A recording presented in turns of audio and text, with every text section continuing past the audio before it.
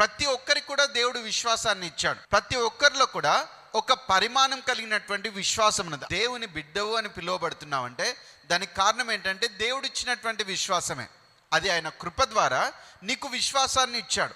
ఆ విశ్వాసాన్ని బట్టి దేవుని నువ్వు అర్థం చేసుకున్నావు, దేవుని నువ్వు నమ్ముతున్నావు, నీ యొక్క జీవితంలోకి ఆహ్వానించావు, యేసయ్యను నీ సొంత రక్షకునిగా స్వీకరించావు. అది ఆయన నీకు ఇచ్చినటువంటి విశ్వాసమే. Every believer is having a measure of faith. నాకు విశ్వాసం లేదు అని నువ్వు అనుకోవాల్సినటువంటి అవసరం లేదు. ప్రతి ఒక్కరికి కూడా దేవుడు విశ్వాసాన్ని ఇచ్చాడు. కానీ చేయాల్సిన పని ఏంటంటే నీకు ఇవ్వబడినటువంటి విశ్వాసాన్ని, దేవుడు నీలో పెట్టినటువంటి విశ్వాసాన్ని నీవు నీ యొక్క జీవితంలో అభివృద్ధి పరచుకోవాలి. దాన్ని ఎక్సర్సైజ్ చేయాలి, అందులో నువ్వు ఎదగాలి, దాన్ని నువ్వు అప్లై చేసుకోవాలి. ఎప్పుడైతే నువ్వు అది చేస్తూ ఉంటావో దాన్ని బట్టి నీ యొక్క జీవితంలో ఆశీర్వాదాన్ని చూస్తావు.